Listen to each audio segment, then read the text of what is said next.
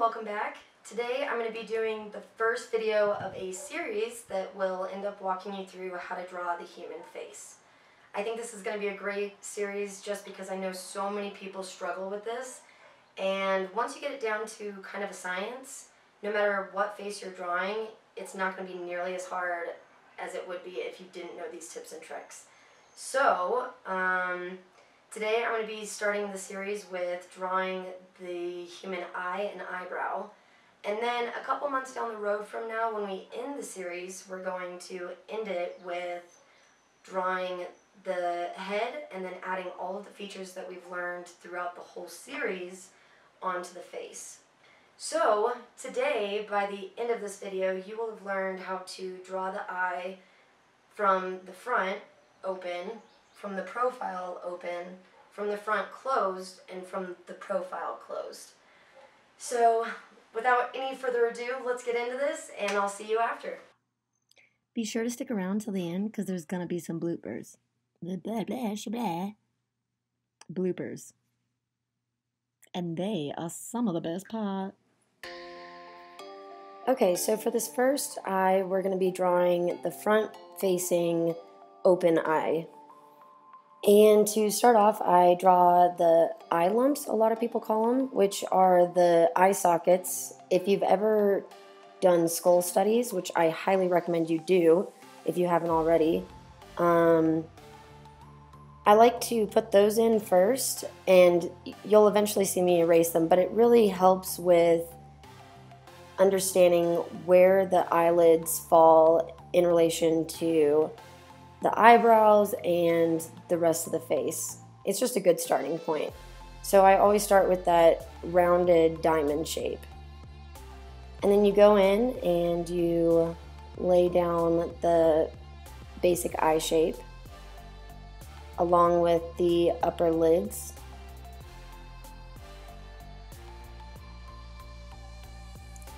And I feel like a lot of people don't realize, but the outside corner of your eye, you can see the wet line in there. It's not just straight eyeball to eyelid. There's that little water line.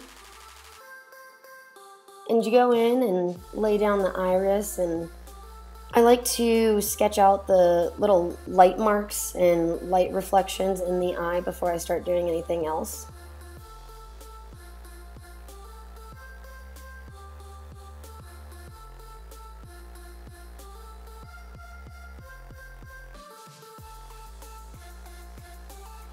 And you'll notice throughout this whole video that I like to bounce around all over the eye. It personally, not only does it keep my mind from getting bored, but also it helps me figure out if there's any mistakes that I've made throughout the process. So if I bounce around from the eyebrow to the eyelids to the eye, I have the ability to see if I've made any mistakes. And I really love these blending sticks, and in fact I will link this one in the description if you want to check that out. They're great. I have a habit, always have had a habit of blending with my finger, and I still do, but this just gives you a way more precise ability when it comes to blending, especially around the eyelids. You know, you don't want to smudge out the whole thing, you just want to give it some nice shading.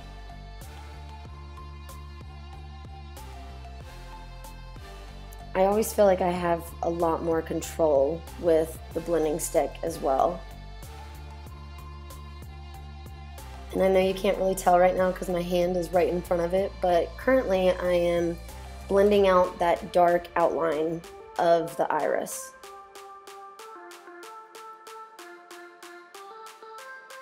And if you look at a human eye, you'll notice that there's these lines and what look like crevices sort of coming from the pupil outwards to the outer edges of the iris. And I like to kind of lay in those shapes with the smudge tool and as well as my pencil. And it's really nice because you can get all the different tones and shades of those lines and areas within your eye, because it's not all flat. There are multiple different shades within your iris.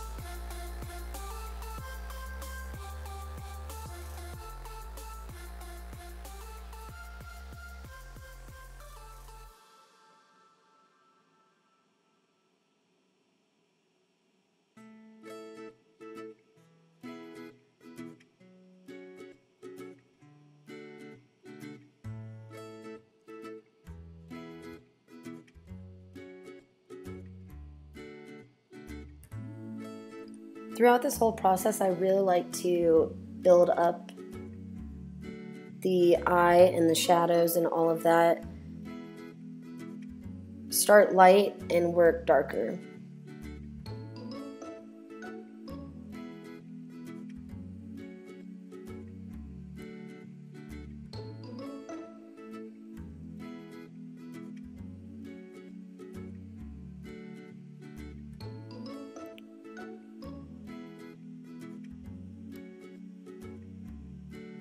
I feel like one of the big mistakes people make with realistic eyes is they don't pay enough attention and spend enough time working the iris itself.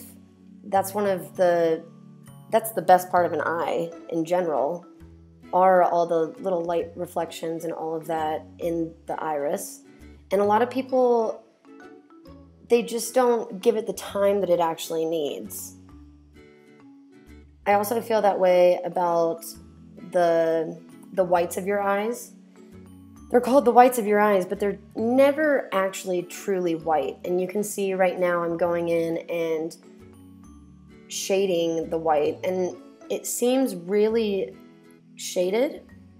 However, if I were to continue building up this face and not just stopping at the eye, you would notice that the overall picture looks more realistic and a lot better than if you had had just a stark white eye.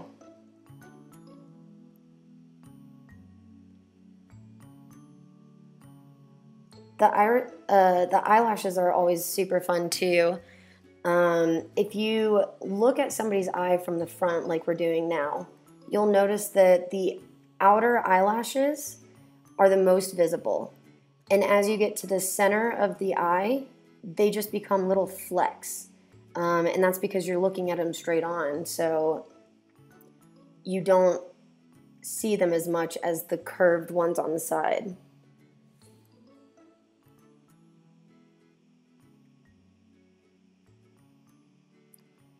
What I also love doing with the eyelashes is showing them within the reflections in the eye. It gives it that dimension, and you realize that the eyelashes are actually coming out in front of the eye itself. Now with eyebrows, they're really, really easy, obviously. It's just a bunch of little strokes going in the direction of the eyebrow. But what a lot of people don't realize is you do have these random hairs that don't go with the natural flow. They come from up top and work their way down, or, go in odd end little directions.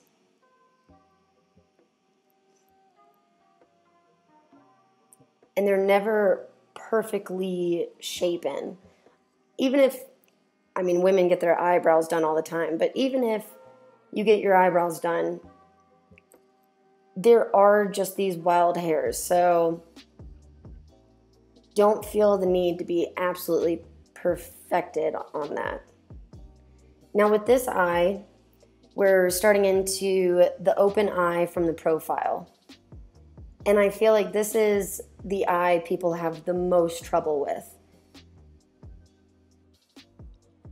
I feel like people have so much trouble with this eye because they don't curve the outside of the eyeball enough.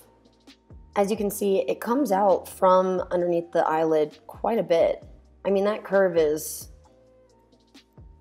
pretty intense. And as you can see through the video, I keep having to rework that curve as well. And eventually you get it, but I feel like that's what makes people not nail it as well. The inside curve of the iris, however, I mean, it's fairly straight. And you'll notice that the pupil itself within the iris is pretty much just a straight, thick line. And of course, just like the other eye, you don't want to leave the eyeball completely white.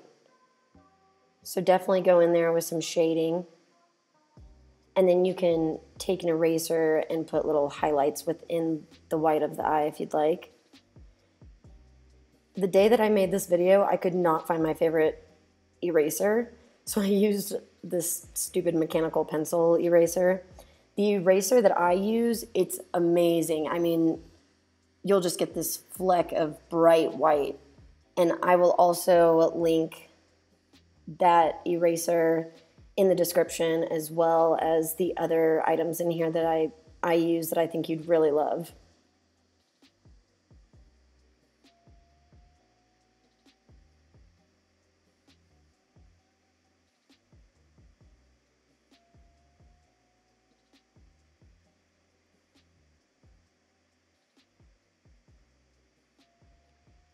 Now, the eyelashes in this eye are going to be the exact opposite of the eye that we did before. The front center eyelashes are going to be the most apparent, and they get smaller and smaller as you're coming down to the corner of the eye. And they become almost straighter, it seems.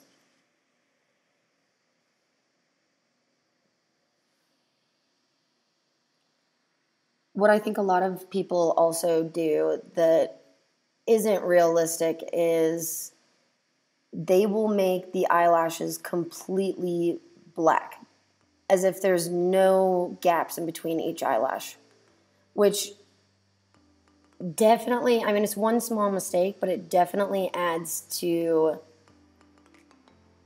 the fact that your drawings will look way less realistic. And if you're as big of a perfectionist as I am, I mean, it's hard not to do that. You just want to make everything so perfect.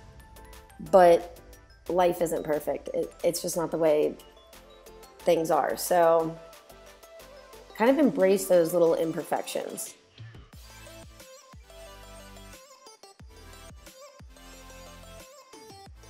And here with this eyebrow, you can see where the hairs of the eyebrow go in every which way direction. Another form of letting go of your perfectionistic side. The worst I see, I feel like, is when people don't take the time to put out those little itty bitty brow hairs. They just kind of slap on a big dark line and don't actually differentiate.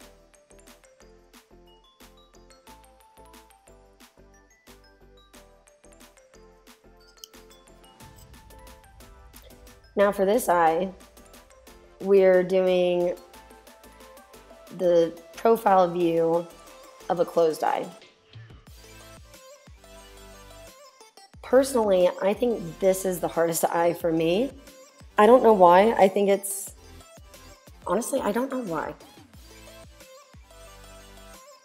In this one, I ended up shading after I put the eyelashes in. If you noticed with the others, I went and shaded everything before I put the eyelashes in, and I totally goobered up a little bit and skipped that step, which made going in and highlighting all that much harder, but, you know, so bear with me.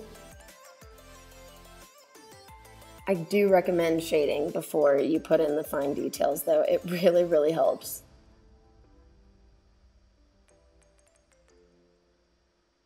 Here I use my finger just so I can attempt to smudge it out without screwing up the eyelashes.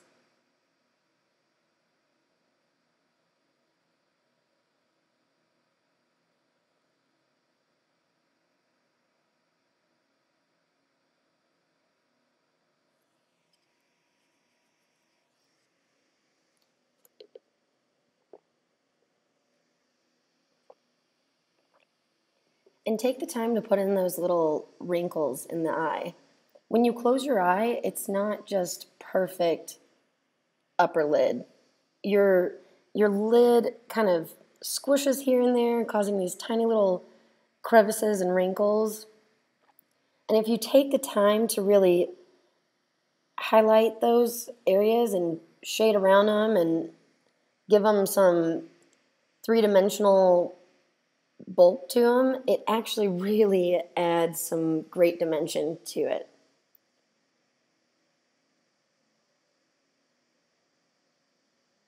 And of course, the older you get, obviously, the linier it will be and the more wrinkly. And I think it adds so much character to put in those little flaws here and there.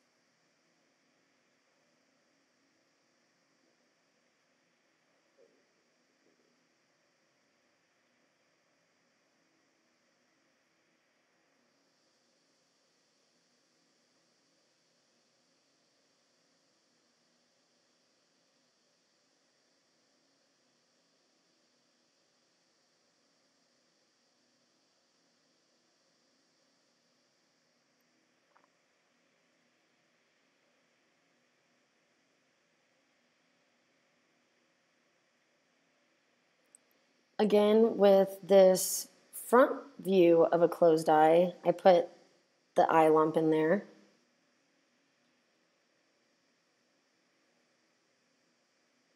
And you can see that the top of the eye lump comes right up against the eyebrow.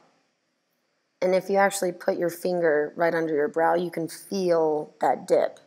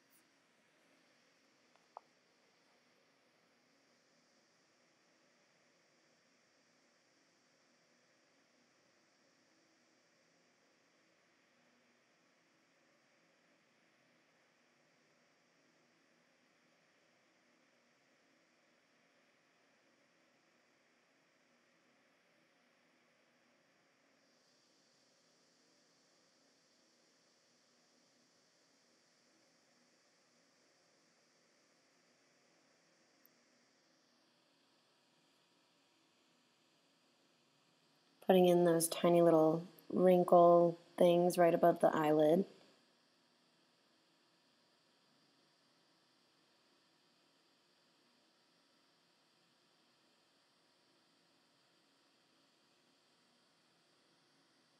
And these eyelashes, they just come straight down pretty much. Tiny bit of curve. You can kind of clump them together.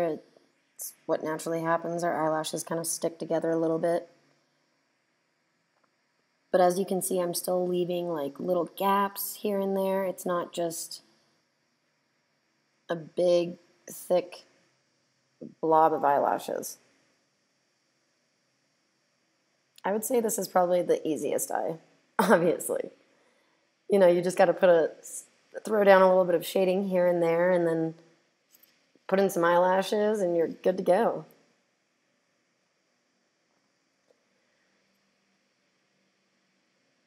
Now I could sit here and work away at this all day long, and it would turn out great, but, you know. And this little part that I just put in, the little highlighted white area on the inside of the eye, that is an area people kind of neglect as well. You know, you'll put in all the shading over there, but then if you look at anybody's eye, that little area almost always is highlighted.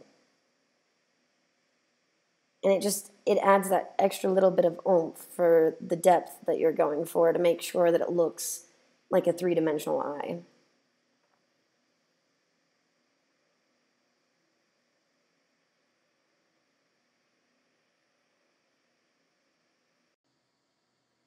And voila, there you go. Well, I thought that was fun. I hope it helped you, and I hope you enjoyed it. If you have any questions about what you learned today and you didn't understand something, you can always shoot me a private message or comment down below. And I'll get back to you as soon as I can. And be sure to watch the next video when I go over how to draw the nose from all the different angles and all of that. And join me throughout the rest of the series. I hope it's helpful. If you like this video, definitely give it the thumbs up. And if you haven't subscribed, please hit the red subscribe button down there. If you want to check out the rest of my artwork and the rest of my videos, you can always join me on Instagram and Facebook, where I am constantly uploading and giving updates. Have a great rest of your day, a great night, and I will see you next week. Bye. Hey, let's get into these bloopers, shall we? I think we should. Bye. I hope you guys are having a great summer, and I... blah, blah, blah, blah, blah, blah, blah.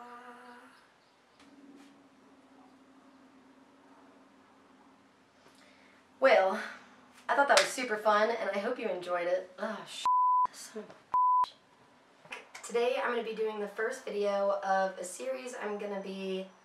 Oh my god. And then by the end of the series, I'm going to... What am I talking about?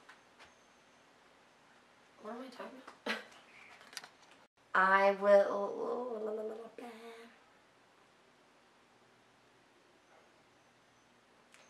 Thanks everyone for watching.